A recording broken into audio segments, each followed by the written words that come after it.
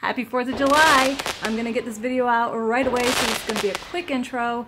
We are celebrating a lot right now. Girls Rock Metal Detecting is celebrating 3 years. The birth of America, 4th of July, Memorial Day, D-Day, Airborne Week, the Somme, the Battle of Britain, celebrating all of this. Very important to remember those who served and who gave all. We're gonna have a little bit of reverence here. We got a lot of digging, a lot of military related finds that are awesome. And we're doing some field trips, so let's get started.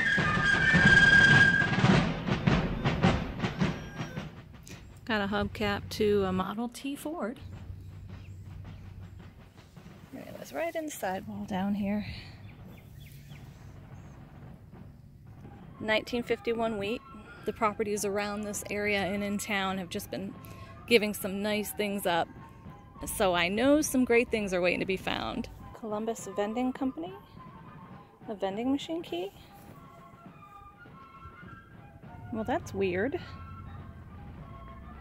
Like a lead weight or something? Is it a curtain weight? And another key. P&F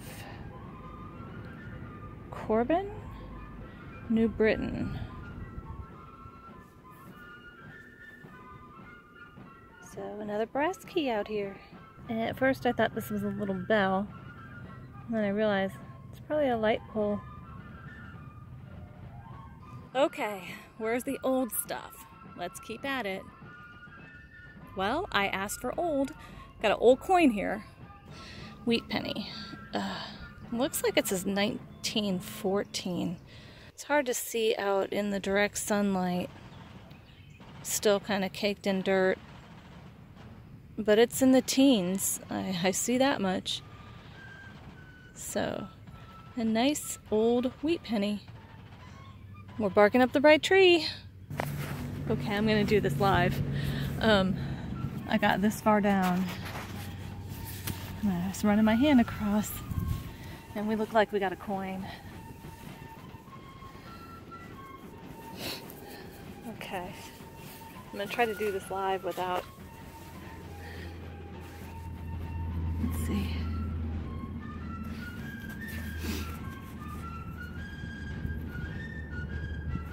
Come on. Oh, it's a Washington.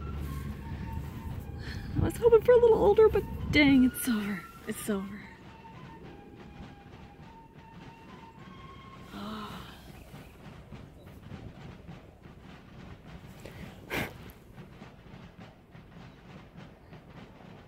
What is it? A 1934.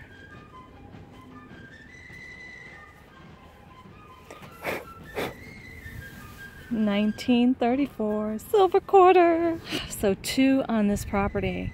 This supposed hunted out property. There we go. It is amazing to me how that other one is so tarnished. They're on the same property. This one was quite a bit deeper though, and I think the other one was subjected to probably lawn chemicals and more of the elements. But this one is in amazing condition. Hey George. That is 2 Washingtons on the board out here.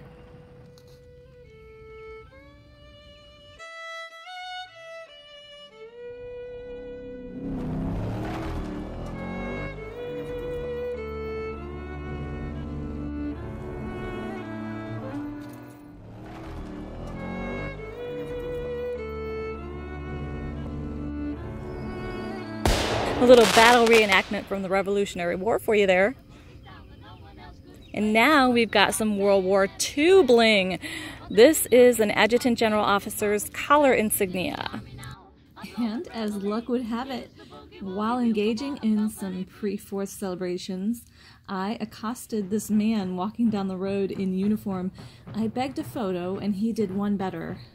He invited us to meet his adjutant and his commander, and we had an after-hour tour of the museum. Fayetteville Light Infantry is the oldest military organization in the South and dates from George Washington's time. Today, it is North Carolina's official historic military command. I'm Bill Kern, I'm the adjutant. Oh, I'm Bob Tiffany, I'm the color sergeant. Then, in those days, the then new United States had a problem with soldiers. There were a whole lot of military units left over from the American Revolution, and not all of them were on our side. So you still had active loyalists and patriot groups in the country. So to settle that issue, Congress passed a law called the Militia Act, and that states that all armed groups are under state authority and in time of war under federal authority. And this was one of the military units formed out of the Militia Act of 1792. The reorganization of state militias and colonial militias became the genesis of what we now call the National Guard. As our commander, Bruce Scott. Hi, Commander. we just borrowed these people off the street. We have, this is the World War I area here.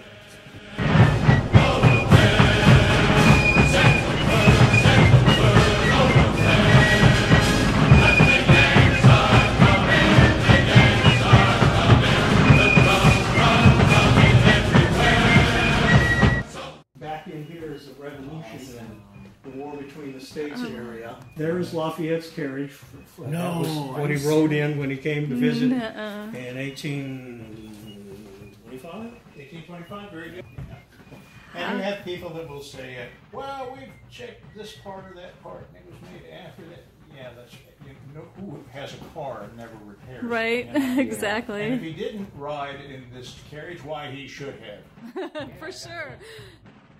And Very so cool. there you go.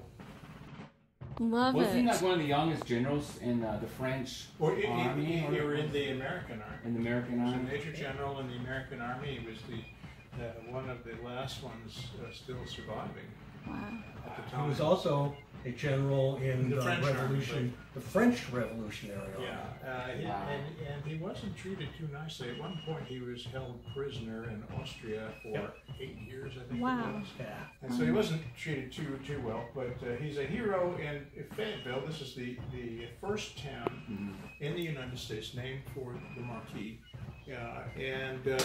As I said to one little old lady, it was the only city named for him that he visited during his lifetime. And she said, well, he couldn't very well have done it any other time, young man. And I had to, well, right, you are.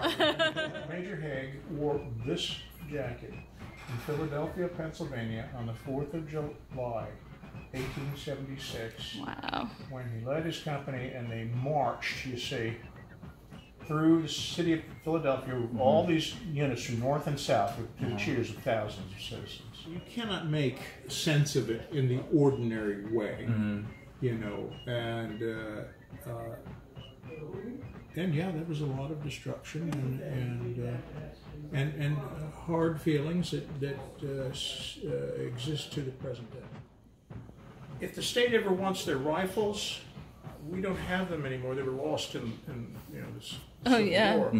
But we can show you who signed for them. That's awesome. It's all there in the books. British 303, right? It is a 303, Yes. and it's SMLE 303, yes sir. and we turned in our American rifles and drew British rifles because we were assigned. The 2nd Corps, with the 30th Division and the 27th Division, were assigned to the British Army in Flanders, and that's where our guys fought. It is a Springfield Mark I, and perhaps you've never heard of it. That you would have a couple men who would carry this. They could convert it quickly to this semi-automatic carbine, and they could fire rounds to keep their heads down. Is that a Cohorn order? That's very cool. And yes, it works. How cool is that? What was the ammunition that came out of that? Do you know? With like a 2-pound ball. Okay. Alrighty. Howdy, how are you? I'm fine. I'm warm. Yeah, he's warm too. We made him put his jacket on. Sure. Have you bored them stupid yet? No, not at all. We're loving it.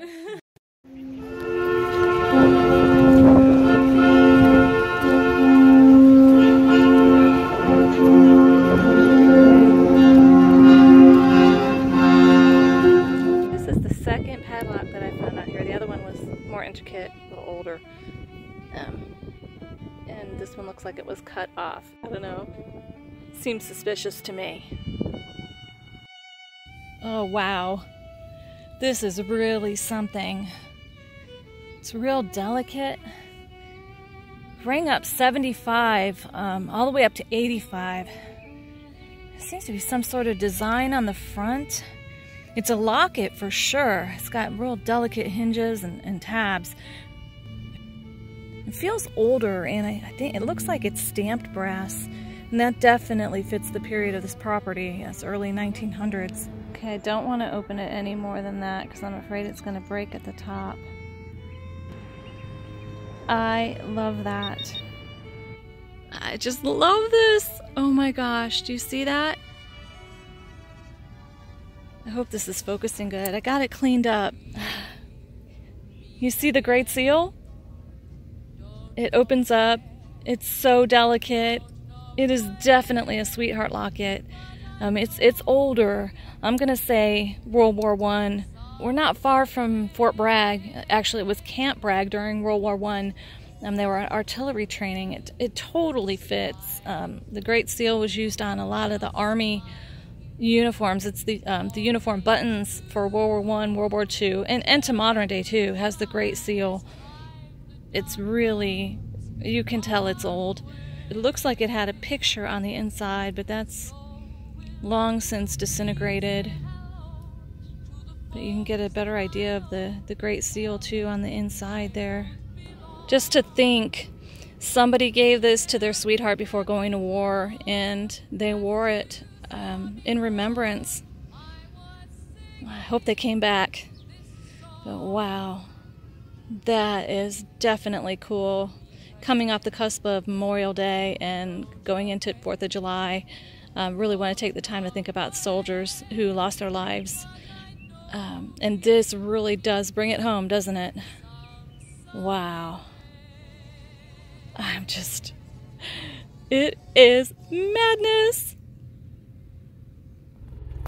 That's kind of fitting for military 4th of July weekend. Welcome everyone to Fort Sumter. We are on location in Charleston, North Carolina. Ahead of us is Fort Sumter, a powerful symbol of one of the greatest challenges this country ever faced. Let's get in here and investigate the fort. On December 20, 1860, South Carolina seceded from the Union. 10 other states soon followed, making up the Confederate States of America. At the time South Carolina seceded, there were 3 U.S. fortifications in Charleston Harbor. Castle Pinckney, built in 1810, which was in need of serious repair. Fort Moultrie, built in 1776, served as the major fortification to defend the harbor. That was until construction began on the 3rd fortification in 1829, Fort Sumter. Sitting on a man-made island in the mouth of the harbor, this brick fort was 90% complete when Major Robert Anderson assumed command under cover of darkness on December 26th and began to prepare for combat. Strategically, Fort Sumter was the safest and most defensible position he could hold against attack with the limited number of men and supplies at his disposal. Within a few days, South Carolina militia seized Fort Moultrie, Castle Pinckney, and all other federal property in the area. They rebuilt batteries and constructed new fortifications to include those on Sullivan's Island, Morris Island, and James Island. With 43 Confederate cannons aimed at Fort Sumter and over 3,500 Southern soldiers manning the Charleston harbor, the Federals were at a clear disadvantage, and without control of the harbor, they quickly ran low on supplies. In January, a Federal relief ship, the Star of the West, set to deliver much-needed supplies to Anderson and his men on Fort Sumter. As the unarmed ship attempted to enter the harbor, cadets from Charleston's elite Citadel Military Academy opened fire. The Star of the West turned back.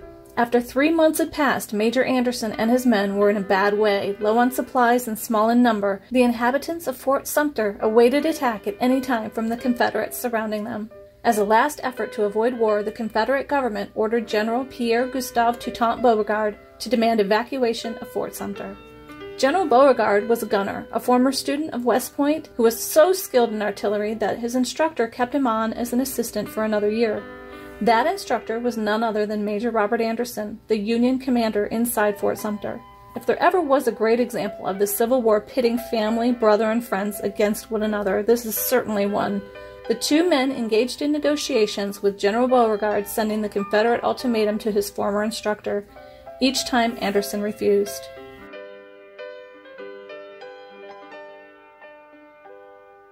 But despite the outstanding friendship, at 4:30 a.m., April 12, 1861, Edmund Ruffin, a civilian farmer and editor from Virginia, gave the order to fire a shot from Fort Johnson. It exploded high in the air above Fort Sumter, signaling the Confederate batteries to open fire. The Civil War had begun. For 34 hours, Fort Sumter was under attack, taking more than 3,000 shells. Union Major Robert Anderson was not willing to risk his men on Sumter's open parapet to man the largest guns, and on April 13th, a blaze broke out after shots were fired from Fort Moultrie. With Fort Sumter's powder magazine now at risk, and not enough men to fight the fire and defend the fort at the same time, Major Anderson had no recourse but to surrender.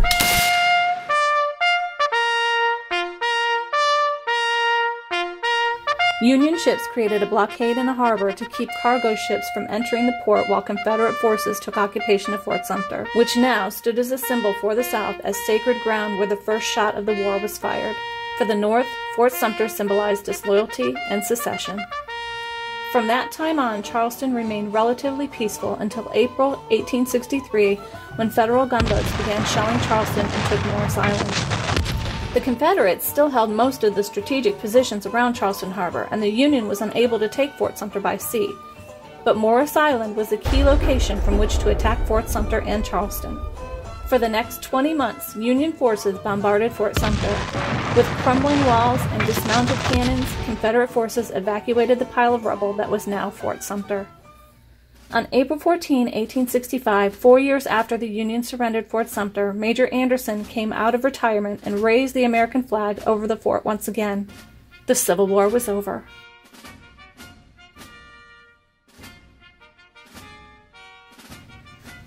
Let's go check out the fort. This is one of the 42-pounder smoothbore cannons. They surround the lower tier of the fort. They had 27 of these guns total. This particular gun was found during excavation in the 1950s. Out in the outer walls of the fort, and you can still see shells and cannonballs embedded into the brick.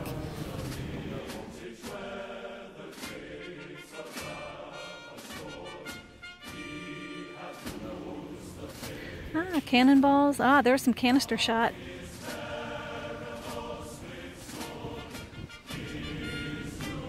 Now these are the really big guns, 100-pounder cannons here. This 10-inch mortar is original to the fort. It's similar to that used for the first shot from Fort Johnson, and late into the war the Confederates mounted several of these to use for the fort's defense. Their range was 2,225 yards. This big black concrete structure is a battery that was built during the Spanish-American War. It was completed in August 1889. When they built it, they encased the Parrott guns where they remained until the 1950s excavation. And over here, we have the ruins of the officers' quarters. This is where Anderson and Beauregard would have stayed.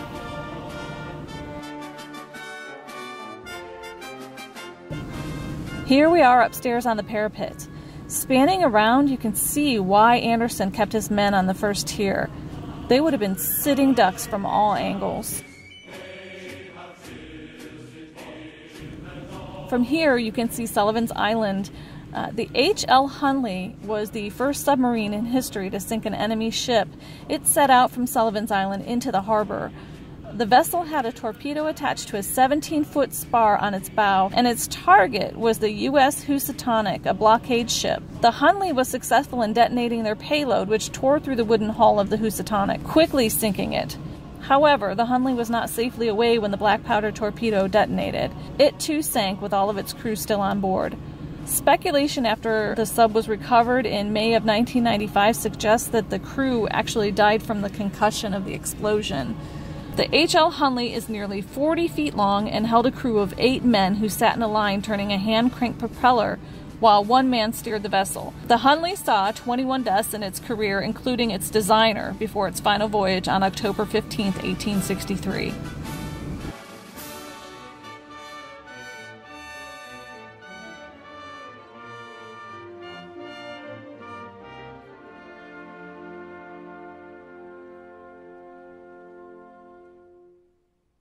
This small 12-pound mountain howitzer faces Morris Island, where the Star of the West was turned back, and also where the Union began their siege to take back the fort.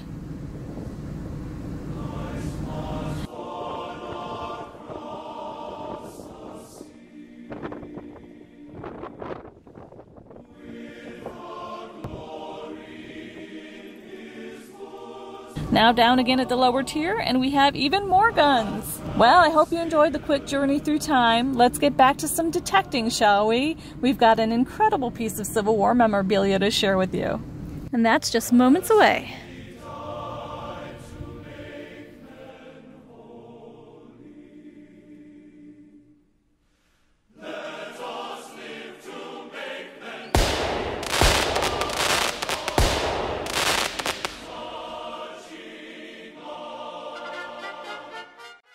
I wasn't going to dig this. It was flipped over on the other side, so I didn't see the colors, and I could tell it was kind of big, and I said, what the heck. Got a 1943 North Carolina license plate. That is cool. I love it. Holy smokes. Check this one out, you guys. Oh my God, it's some sort of badge. You see it says Old North State and Charlotte in 1929. You got the sword and the rifle crossed. Very cool. It looks like there might have been a pin on the back or some writing, but wow, that's small. Definitely something to research here. This really has me intrigued. Very, very cool. Okay, this is crazy. The next hole, and this is what I turn up. UCV, United Confederate Veterans, of course, 39th Annual Reunion, June 4, 5, 6, 7, 1929. These pieces have to go together. This is incredible. Just incredible. Okay, I got it all cleaned up, did some research. This is, of course, a commemorative medal for the 39th reunion of the UCV. It took place in Charlotte, North Carolina in June 1929. I was able to find a match, so this is what it would have looked like. And I also found an online version of the program and some video footage of the event. Check this out.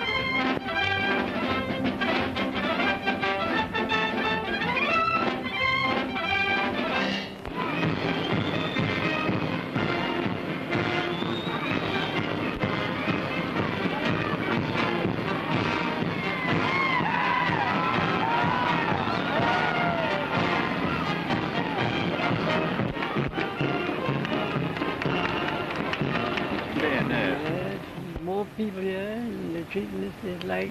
And did you ever see as many pretty girls? No, I never did.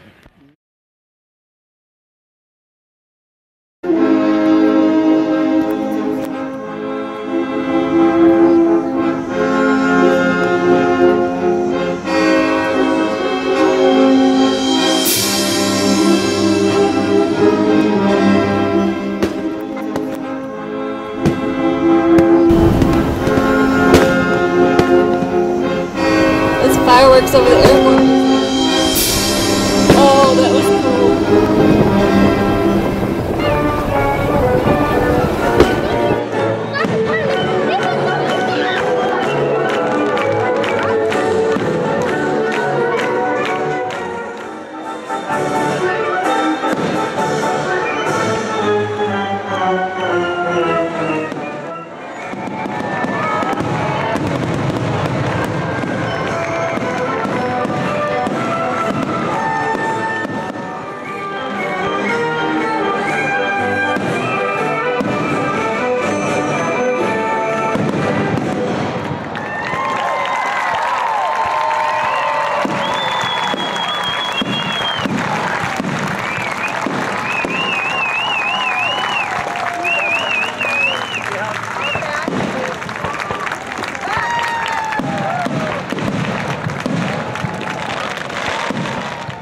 Happy 4th of July! Trying to get this video out as soon as possible.